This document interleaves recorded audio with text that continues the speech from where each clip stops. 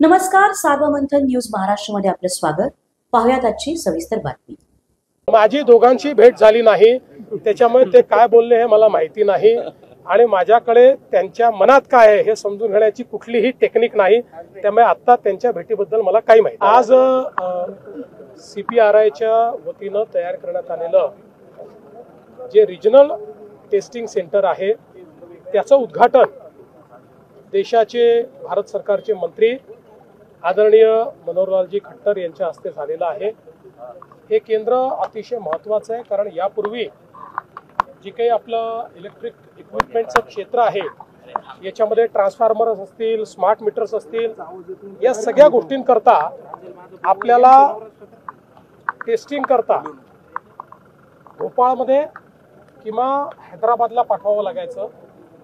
त्याचा खर्च, त्याचा लागणारा वेळ, यामुळे याबद्दलची इकोसिस्टीम जी आपल्याकडे तयार व्हायला पाहिजे ती इकोसिस्टीम तयार होत नव्हती. आज हे केंद्र आल्यामुळे त्याचा आपल्याला फायदा होणार आहे. ती इकोसिस्टीम आपल्याकडे निश्चितपणे ती तयार होईल. आणि मी केंद्रीय मंत्री महोदयांना ही विनंती केली की आमच्याकडे आता EVचं हब तयार होत आहे, इलेक्ट्रिक व्हेकल मोठ्या प्रमाणात मॅन्युफॅक्चरिंग तयार होत आहे, तर EV टेस्टिंग देखील या ठिकाणी आपण त्याची व्यवस्था करावी. आणि मंत्री महोदयांनी त्याला एक प्रकारे होकारच दिलेला आहे. त्यामुळे त्याचा एक मोठा फायदा होईल, कारण आपल्याला माहिती आहे की पुढच्या काळामध्ये आपलं हे जे क्षेत्र आहे म्हणजे पुणे असेल, नाशिक असेल आणि छत्रपती संभाजीनगर असेल, या ठिकाणी मोठ्या प्रमाणात EVचं मॅन्युफॅक्चरिंग येणार आहे. आणि ही जर सिस्टीम इथे उभी राहिली तर त्याच्याकरता एक मोठा फायदा आपल्याला होईल. त्यामुळे एक अतिशय महत्त्वाचं अशा प्रकारचं आज हे कार्य या ठिकाणी झालंय. त्याबद्दल मी केंद्रीय मंत्र्यांचे आभार मानतो. 7 कंपन्यांची नावं सांगितली आणि मोठी गुंतवणूक खरं तर नाशिकला दिली असं तुम्ही सांगितलं. गेल्या अनेक दिवसांपासून तुमच्यावर अशी टीका केली की नाशिक दत्तक घेतलं, नाशिकला काय दिलं, त्याला उत्तर म्हणायचं का? असं आहे की मी दत्तक घेतल्यानंतर 2च वर्षात माझं राज्य इथनं गेलो होतं, पण तरी नाशिकला मी कधी सोडणार नाही. नाशिकवर माझं प्रेम आहे.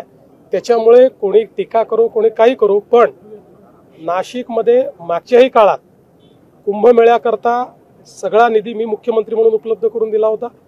त्याही काळात जे काही या ठिकाणची विकासाची कामं होती आपण केली. आताही मोठ्या प्रमाणात कुंभाची कामं तर आपण करतोच आहोत. जवळपास 5,000 कोटी रुपयाची कामं आपण सुरू केली आहेत. 2,000 कोटीची अजून आपण सुरू करणार आहोत.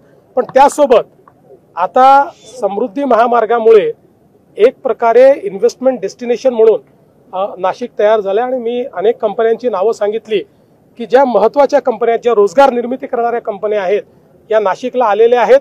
आणि अजून वेगवेगळ्या कंपन्यांची आमची चर्चा चालली आहे. तर पुढच्या काळामध्ये मोठ्या प्रमाणात औद्योगिक गुंतवणूक ही देखील नाशिकमध्ये येणार आहे. आणि त्याचसोबत आम्ही आता नाशिकला वाढवण बंदराशी देखील जोडतो आहोत. 3 वर्षात जेव्हा वाढवण बंदर सुरू होईल त्यावेळी नाशिकची कनेक्टिव्हिटी असल्यामुळे नाशिक एक असं केंद्र बनेल की ज्याला JNPT पोर्ट आणि वाढवण पोर्ट या दोघांचीही कनेक्टिव्हिटी असणार आहे. आणि त्यामुळे एक मोठी औद्योगिक इकोसिस्टीम ही नाशिकमध्ये तयार होईल.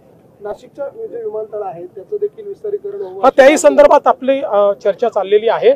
आणि कुंभापूर्वी त्याचं काही विस्तारीकरण आपण करण्याचा प्रयत्न करतो. साहेब, एक राजकीय विषय, एक पॉलिटिकल विषय असा आहे की राजकीय याच्यावर माझी दोघांची भेट झाली नाही, त्याच्यामुळे ते काय बोलले हे मला माहिती नाही.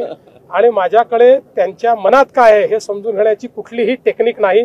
त्यामुळे आता त्यांच्या भेटीबद्दल मला काही माहिती. मला अतिशय सांगताना आनंद वाटतो की सेंट्रल गव्हर्नमेंटच्या वतीनं, पॉवर मिनिस्ट्रीच्या वतीनं वेगवेगळ्या डिस्कॉम्सचं रेटिंग केलं जातं.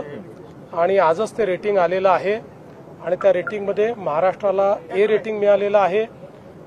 विशेषतः वेस्टर्न रिजन जे आहे, इथल्या ज्या पॉवर कंपनीज आहेत या सगळ्या सर्वोत्तम पॉवर कंपनीज समजल्या जातात. त्यात यावेळेस नंबर 1 वर महाराष्ट्र आलेला आहे. 100 पैकी 92 मार्क हे आपण त्या ठिकाणी मिळवलेले आहेत. आणि मला असं वाटतं की एक चांगली जंप आपण घेतली आहे, कारण मध्यंतरीच्या काळामध्ये काही अडचणींमुळे आपलं डिस्कॉमचा क्रमांक थोडा खाली गेला होता. पण आता आपलं रेटिंग हे A आलेलं आहे, याचा मला अतिशय आनंद आहे. धन्यवाद. सार्वमंथन न्यूज महाराष्ट्राला लाईक करा, शेअर करा, सबस्क्राईब करा.